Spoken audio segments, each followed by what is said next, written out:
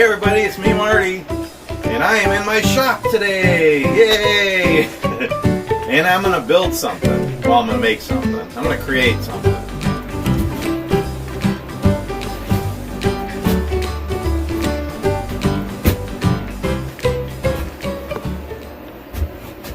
We're gonna make a charcuterie. Charcuterie? I think that's how you say it. Charcuterie board. Okay, so what is a charcuterie board? Well, let's start with the word, the name, charcuterie. I think that's how you say it. I think I'm saying it right, charcuterie. You know when you keep saying something over and over, it starts to sound weird? It's starting to sound weird. Charcuterie. I think that's how you say it, charcuterie board. Okay, the word charcuterie, it's a French word and it means cooked flesh or cooked meat, primarily pork. And then charcuterie as a type of cooking or serving. It's kind of a fancy way of serving snacks and a simple meal of meats, cheeses, olives and nuts and fruits and veggies and jellies and jams. Kind of a snacky kind of meal. And so then a charcuterie board is something like this that you would serve it on, and I'm sure you've seen them, and they've been around for many years, and they've been getting popular in more recent years, and it's just kind of a fancy way to serve a kind of a snack or a meal. You see them in restaurants and people have them in their homes now, and making the boards has kind of gotten to be a popular thing. And there's all different kinds. This is just one I had made a while back. I haven't finished it yet. It's a couple of different kinds of woods laminated together. I think it's maple and mahogany, I think. So you can use all different kinds of woods. Just like cutting boards, you can laminate different kinds of boards, strips of woods together. Or you can just do solid. A lot of them are solid. And there's all different shapes. A lot of them are square, a lot of them are rectangle, a lot of charcuterie boards are round, but there's a lot of them that are just odd shapes. You know, just any kind of shape, and there's different handles. Some have a handle like that.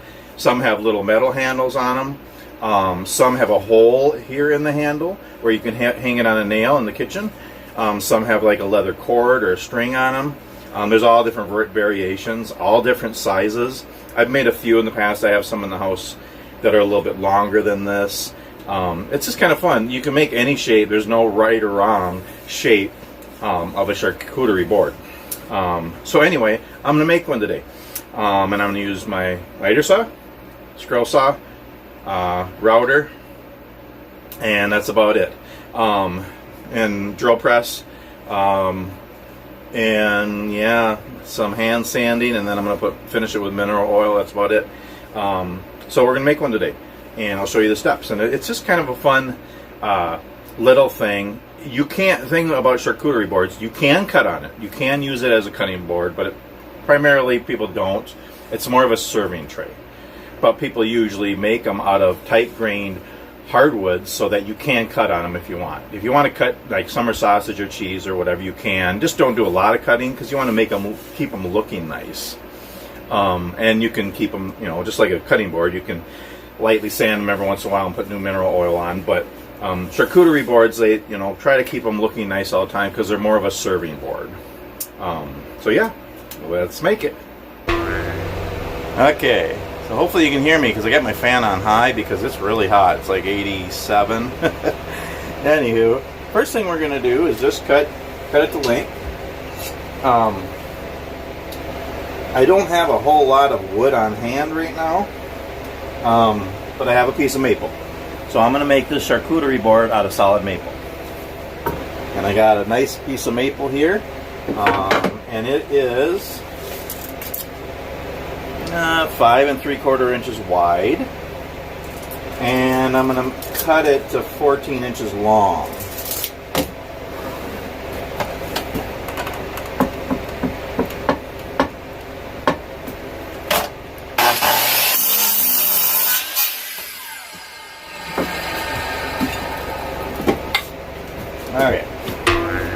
So that's the board. It's 5 3/4 inches that way and 14 inches long. But it's not going to stay that way. I'm just going to draw. I don't have a pattern. Again, charcuterie boards, there's no right or wrong. So I'm just going to draw a shape that I like, and I'm going to have a handle. So it's going to end up probably being about 13 inches long by about 5 inches wide. Again, it's not going to be square, but about 13 inches long by about 5 inches wide. So I'm going to draw a shape. Okay, so again, just whatever you want to do, whatever shape you want to be. So this is going to be a smaller charcuterie board, smaller than the one I showed you earlier, but it'll be a nice size. Let's see, what kind of shape do I want to do here?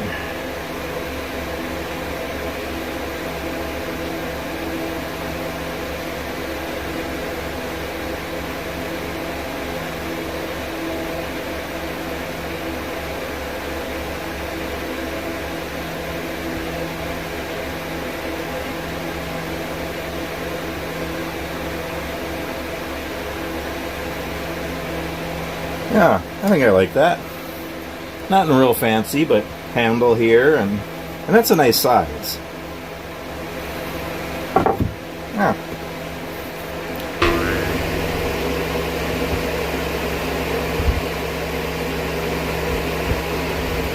Eek. Never gets old. It doesn't. I know it doesn't get old. Okay, now the next step is to scroll saw the shape.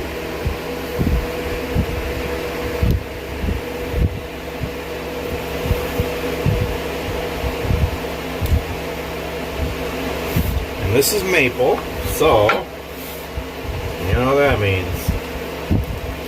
Tape, but I got the good stuff. So no problems here today.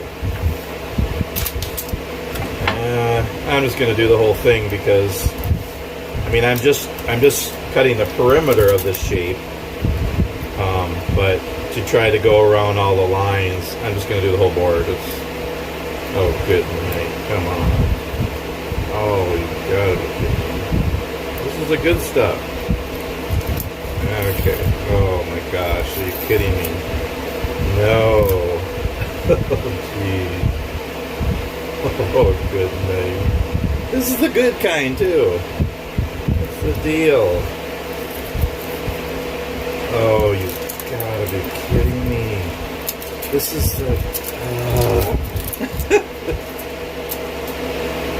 Brings back memories, huh? Okay. Oh, gee. Oh, my gosh. Seriously. Where's the end? Where's the door? Here, I'm gonna, like this, start a new line.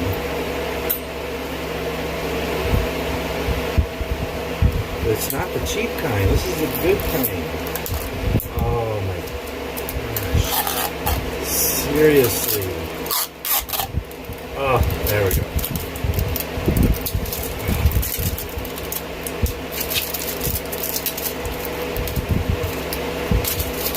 Oh. Okay, I think we're back in business, I think.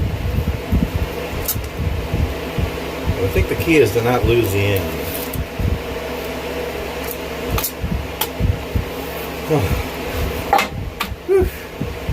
Gosh, I need a coffee now. Okay. So, that's the shape I'm going to cut out. Nice piece, nice clean, pretty, hard maple. That's going to be a really nice charcuterie board.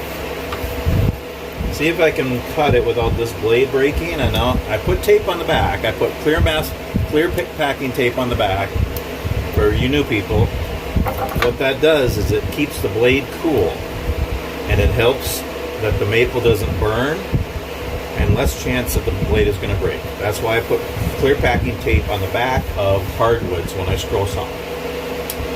Now, turn the fan down a little bit here so you can hear me better. The blade is a little bit older one. I should put a new one in, but I'm going to try to get some use out of this one yet. We'll see if it breaks. I haven't broke one in a while.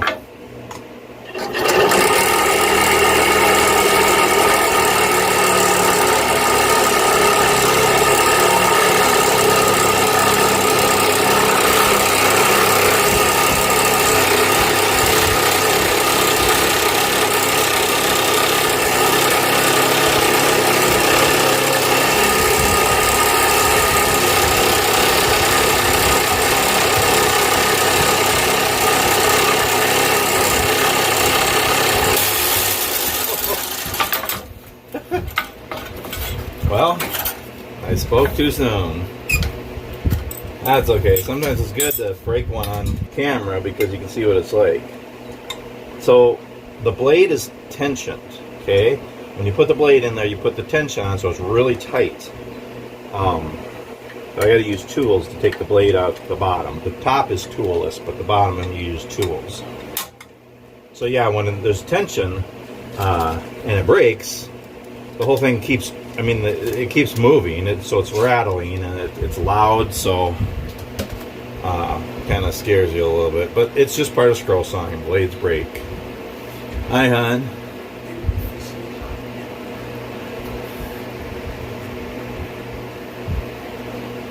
Okay. So yeah, breaking blades is just part of scroll sawing, but it's all good. It doesn't happen very often. I try to change blades before they break, but sometimes I try to get more out of a blade like I just did and it breaks. It's just fun. Okay. Whoop. It's kind of a pain. So yeah, if you're gonna buy a scroll saw, get the kind that don't require a tool to change the blade. And a lot of them nowadays, if you get a decent one or buy a good used one, you don't need tools to change the blade. They're toolless. Like, see the top.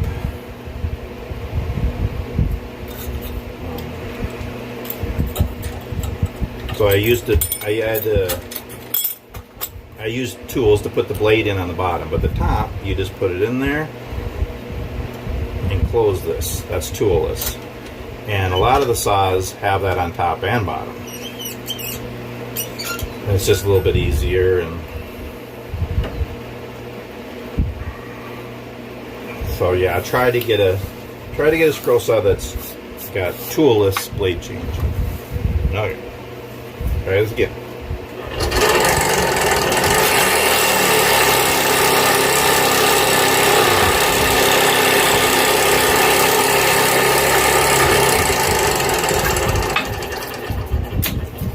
Yeah, it's brand new blades, cutting better now.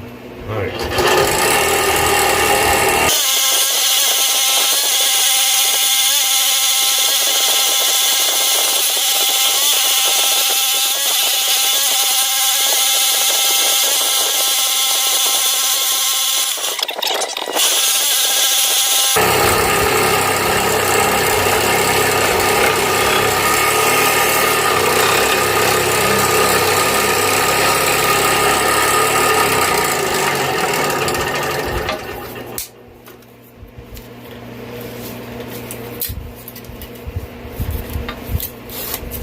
I'm going to keep that piece because I might be able to get something out of that. Maybe a little hug or a prayer cross or something. This isn't really big enough to keep.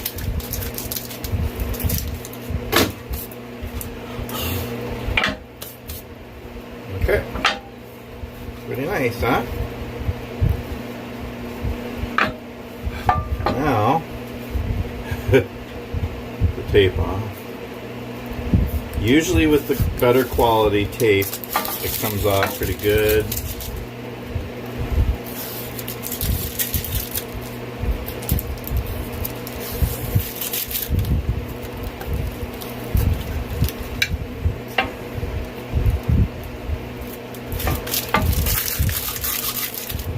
Okay.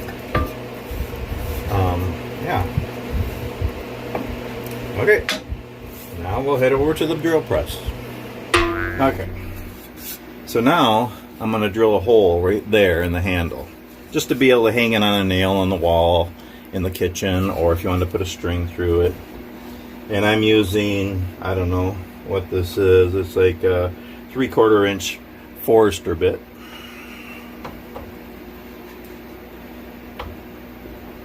And my drill press kind of rattles because it's on its last leg. Need a new drill press.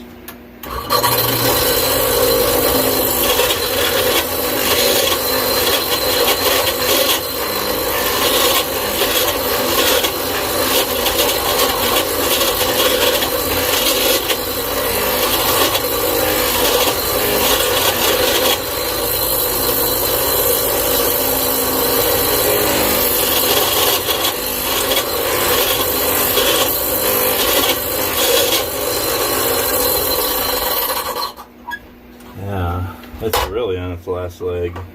Doesn't want to go through.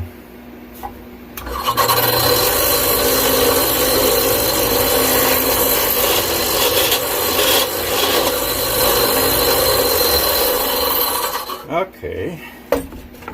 Plan B. Okay. Try it this way.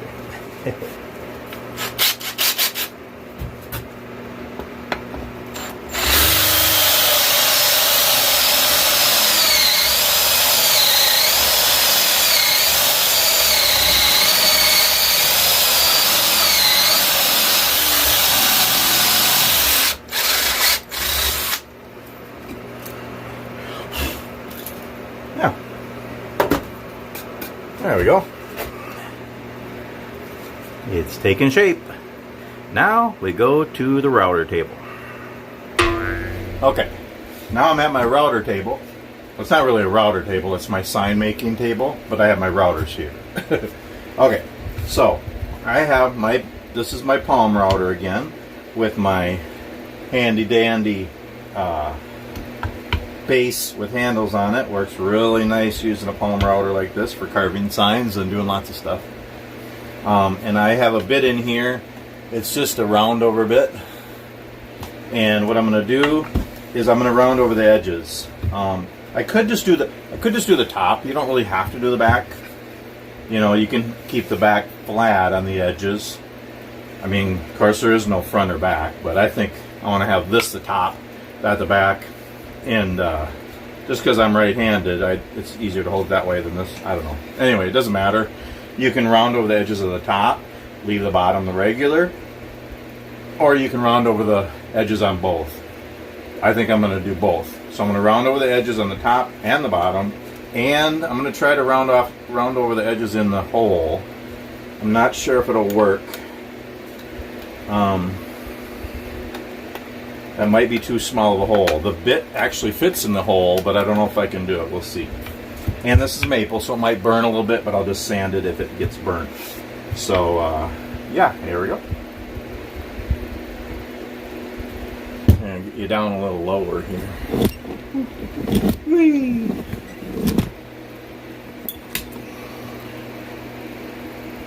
Alright. Let's see. So I'm going to go clockwise, right? Think. Okay.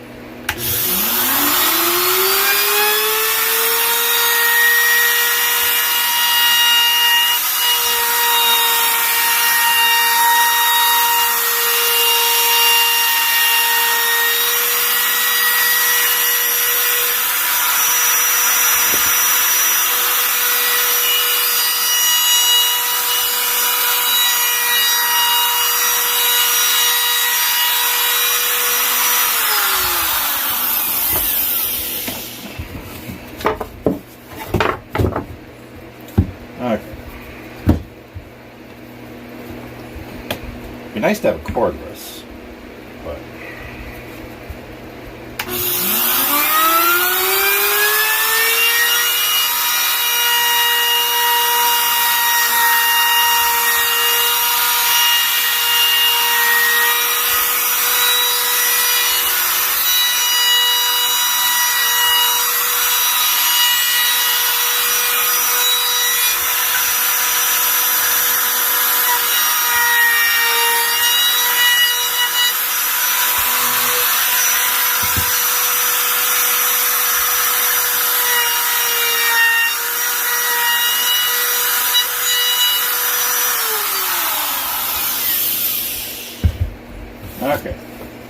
So what I did was I took off the edge. I actually rounded over the edge. The top, the bottom, and the hole. And yeah, it did burn a little bit because it's maple. But see, now you can, you know. And that's just, you're not really holding it by that. Whee! I know, I'm weird. Anyway, you're not really holding it by that. You hold it by the handle. This is so you can hang it on the wall on a nail. And you can put a string in there, or a leather cord, and make it fancy too if you wanted to. But, yeah. Okay, now I'm going to do some light sanding by hand. Okay, so it doesn't take a lot of sanding because this is smooth. That's smooth. The edges are smooth from the scroll saw. Just take a little bit of that furry from the router and try to get a little bit of the burn marks off. It's okay if I don't get it perfect. It looks nice anyway. So, yeah. A little bit of sanding.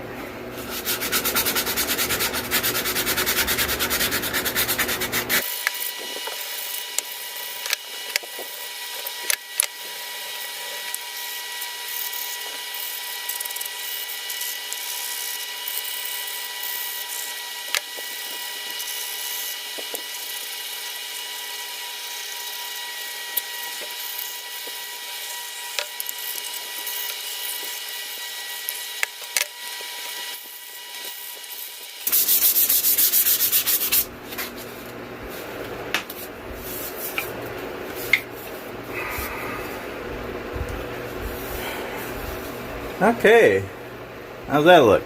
Still a little bit of burn marks, but it's really hard to get the burn marks out of maple. But it's okay, a little bit here and there is okay. Kind of blends in, gives it a little color. And there you are. Next step is to put mineral oil on it. Okay, so that's how it looks. Pretty nice, huh? Pretty nifty. Nice little size, actually. You know, and you can you cut up pieces of summer sausage and cheese and olives and nuts and fruits and veggies and jams, and I have a little meal here. Bring it into the living room or the dining room or on the deck, and have a little snack, a little lunch, a little meal. It's just a way of serving a unique little snacky meal kind of thing. So anyway, okay, we're gonna finish it. Now, like anything that you eat off of, you want it to be food safe. We're not gonna stain this or shellac it or finish it like that. We're gonna season it. Okay, and what I use for all my cutting boards and for my carved spoons is pure mineral oil. Just mineral oil. It's food safe. It's good. You can actually drink it I think it's for diarrhea or constipation, not sure. Be sure you know which one it's for. Anyway, so it's food safe, and it looks good on the wood. It actually seals it, or finishes it, seasons it, however you want to say it. And it brings the color out too, so that's the best thing to use on things like this. So yeah, so we're going to put some mineral oil on. I put gloves on just because I don't want to get my hands all greasy. I mean, it's just oil, but it's okay. It's just then my hands are greasy, and then I got to touch the phone, the camera, and so I just wear gloves. But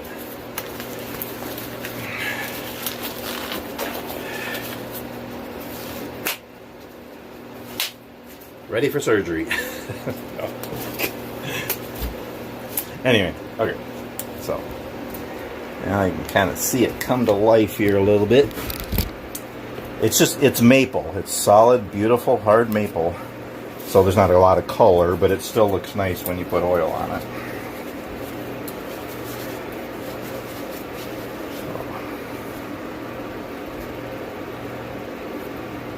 Oh, look at that. See that? You see that? I got my phone on the tripod, but isn't that pretty? Hey, anyway.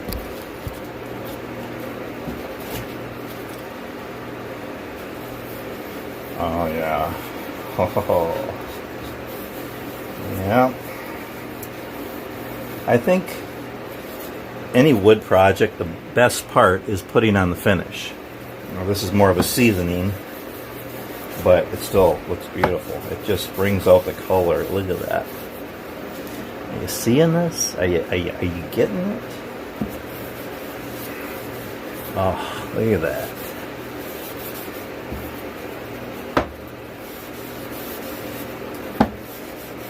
And I usually do a couple of coats. And so for charcuterie boards, for cutting boards, for carved spoons, any kind of eating utensil or food utensil or, you know, thing, just every once in a while put some mineral oil on it, and it'll just keep it, it'll last for years and years and years and years. So what we usually do, we have a cutting board in the kitchen that I made, and you know, we wash it once a day or every other day when, you know, after we use it, let it dry, and then a couple of times a month I'll put new oil on. Isn't that pretty? Not a paper towel, but I put on a liberal amount, so I wanted to kind of wipe off some. But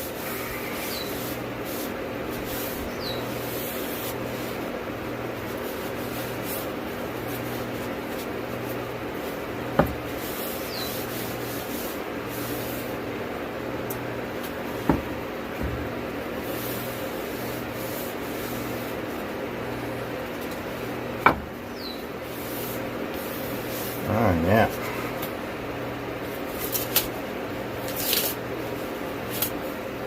Oh, it's a warm one.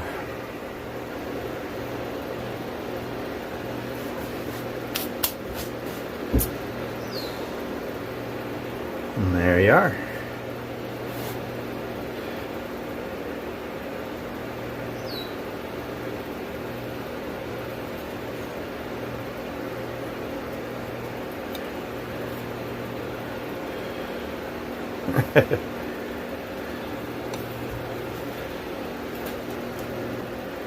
There you are. A nice charcuterie board.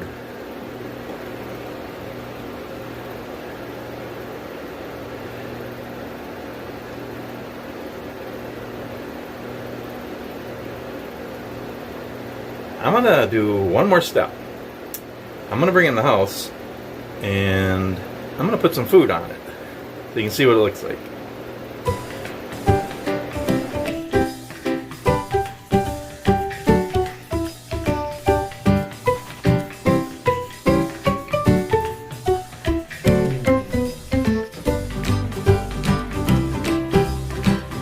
And lunch is served. Thanks so much for watching. We'll see you next time.